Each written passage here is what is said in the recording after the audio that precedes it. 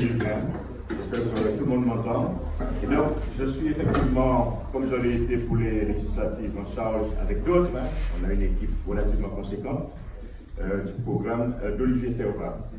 Je suis aussi membre actif, je préfère que d'autres le disent que moi-même, des causes abîmes depuis 7 ans. Donc ça fait 7 ans que j'accompagne Olivier Servat et je m'étais quelque peu désintéressé de la politique et Olivier Servat m'a réconcilié avec la chose politique. Non seulement il m'a réconcilié avec la chose politique, mais il m'a réconcilié aussi avec l'amour de mon territoire. Et moi je crois que ce mot est fondamental puisque le mot est galvaudé depuis quelque temps.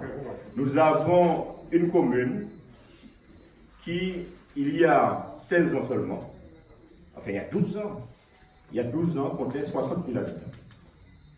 Vous avez dorénavant une commune qui compte 53 000 habitants et qui continue à perdre des habitants quotidiennement. Et donc, c'est un marqueur majeur de l'échec du maire en place. Deuxième marqueur majeur de l'échec du maire en place, alors que vous constatez partout, sous les 81 km² de la ville des Abîmes, il faut quand même savoir que même si nous habitons un tout petit territoire, les Abîmes fait partie des 68 plus grandes villes de France. Il faut le savoir, ça c'est un chiffre qu'il faut retenir, puisque les Abîmes fait partie des villes qui ont plus de 50 000 habitants. Nous sommes à 53 000, donc ce n'est pas une petite ville. Voilà donc une ville qui a 1000 atouts, puisque nous sommes au cœur géographique de la Guadeloupe.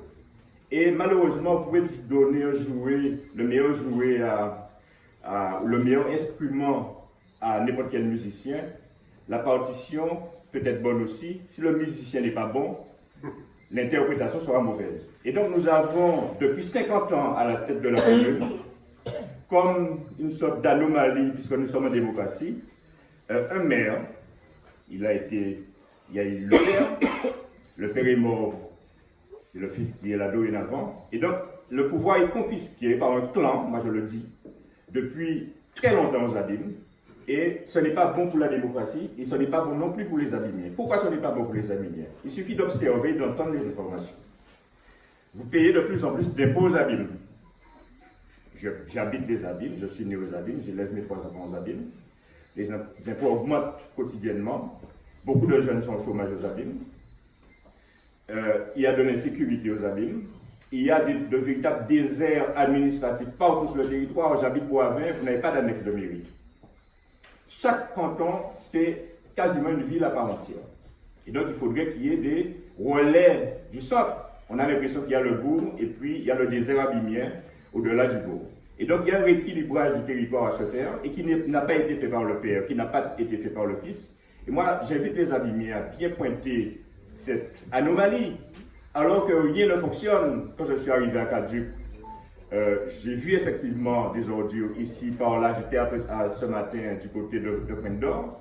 Et donc nous avons une insuffisance en termes de services et en même temps nous demandons de payer de l'argent et nous entendons quotidiennement aux infos que ces gens-là, dans une sorte d'entre-soi de complaisance, se versent des primes indues. Il faut savoir qu'à Cap Excellence, il y a 37 directeurs payés quasiment 8 000 € par mois. Je ne sais pas si vous imaginez. Alors qu'on demande aux Abîmiens de se serrer la ceinture. C'est quoi le chiffre? J'ai parlé d'une confiscation, 37. J'ai parlé d'une confiscation du pouvoir. Je parle aussi d'une confiscation des postes. Et pas par des gens forcément compétents. Et donc, c'est par leur pédigré familial. Si je suis proche du maire, je suis son cousin, je peux prétendre avoir un poste. Alors que nous avons des jeunes Guadeloupéens au Canada, un petit peu partout, qui ont des velléités de retourner au pays, mais quand ils savent ce qui leur attend, ils préfèrent rester au Canada. Et donc voilà-t-il pas que la Guadeloupe a perdu 13 000 habitants. Et les Abîmes, si la communauté aussi attirante que ça, n'aurait pas perdu 5 000 habitants. Et donc moi je vous invite, sans peur, à rompre définitivement avec ce qui prévaut dans la ville des Abîmes, c'est-à-dire une confiscation du pouvoir au profit d'un clan, au profit de quelques-uns, au détriment de la majorité. Et donc, moi, je vous invite, et moi, je suis toujours très occupé, mais je serai de plus en plus présent dans les réunions, puisque nous arrivons au terme d'un an de travail. Nous avons commencé à travailler sur le programme le 27 novembre 2018. chaque jeudi. Et on terminait parfois à minuit, je me réveille tous les jours à 5 h du matin. Et donc, j'ai été malade, même quand je suis malade, j'ai toujours été présent.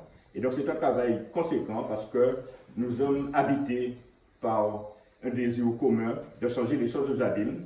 Et ce désir de changement est personnalisé et personnifié par une personne. Moi, j'invite les abîmés à considérer tout ça avec beaucoup de gravité. Hein. Parce que si nous ratons cette chance que nous avons d'avoir un maire conforme à ce que nous attendons d'un maire, il faudra attendre encore 6 ans. Et donc, quand vous allez faire le total des mandatures du papa plus les mandatures du fils, vous allez vous rendre compte que c'est près de 60 ans d'une même famille qui confisque le pouvoir et les abîme dans beaucoup de quartiers, dans mon quartier, ici même à Caduc, on a l'impression que le temps est suspendu, rien ne bouge. Raphaël l'a signalé, hein. Moi je passe dans des quartiers, j'ai l'impression que ce qui bouge, c'est ce que nous faisons bouger, nous construisons des maisons, nous nettoyons autour de chez nous, nous plantons des fleurs, etc. Et donc il faut quand même, à un certain moment, que cela cesse. Et donc il faut que les gens massivement se déplacent le 15. Moi je dis le 15, puisque quand il y a un second tour, il y a forcément des tentations de magouille. Et ils sont experts en la matière, on le sait bien. Et donc massivement, ne dites pas qu'il y a deux tours. Hein. Dès le premier tour, j'invite tout le monde à voter massivement, comme moi et tous ceux que je connais. Hein. Je prêche tous les jours, depuis, je vous dis, depuis 1 an sur le programme, et depuis tous les jours. Et donc je vous invite à voter massivement pour la liste conduite par Olivier Servat. Et ce sont des gens compétents et énergiques et motivés. Voilà.